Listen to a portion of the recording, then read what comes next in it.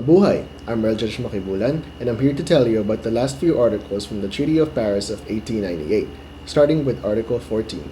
Article 14 states that Spain shall have the power to establish consular officers in the ports places of the territories, the sovereignty over which has been either relinquished or ceded by the present treaty. Consular officers basically act as an offshoot of a country within another country that allows them to maintain a level of diplomacy and local representation. The article allows Spain to establish such officers along the ports of the territories that have been ceded by the treaty.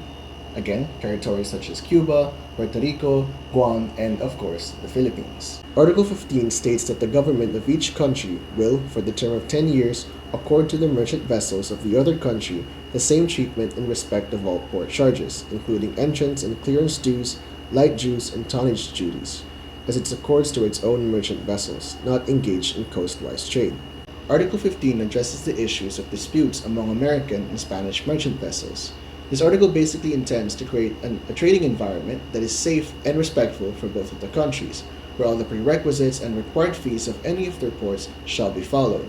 Things like entrance fees, clearance dues, and tonnage duties all need to be respected. On to Article 16.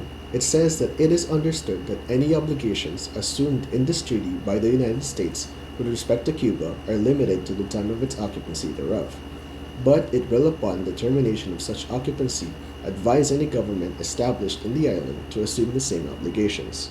Now, this article is a step away from the finances and is a simple clarification regarding the island of Cuba. As discussed earlier in Article 1, Spain will be forced to leave Cuba, but during and only during the process of Spanish evacuation, the US will step in and become its de facto government. So Article 16 basically says that the American government's responsibility ends the moment Spain completely ceases from the island, after which the obligation to uphold the articles of the treaty will then fall to the local government of Cuba. The final article of the Treaty of Paris starts with introducing the prerequisites that need to be met for the Spanish-American War to officially end. First, it demands the ratification from both the President of the United States, William McKinley, and Her Majesty the Queen Regent of Spain, Maria Cristina of Austria. It also said it needed to be exchanged in Washington within 6 months. The second part details the plenipotentiaries signing and affixing their seals to the treaty on December 10, 1898. It then proceeded to feature the names of the American representatives and their Spanish counterparts.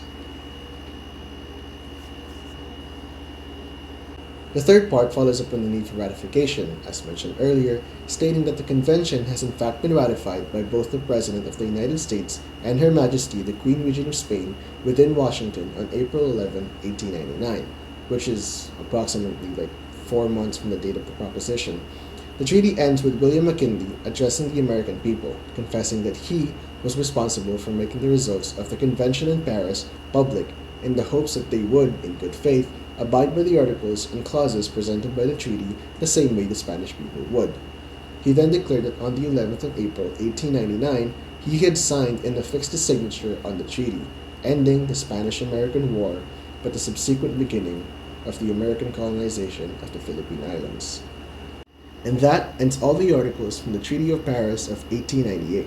Now on to our next topic, an in-depth analysis of Alfred McCoy and Alfredo Rosas' editorial cartoons, starting with Miss Maris Gudmali.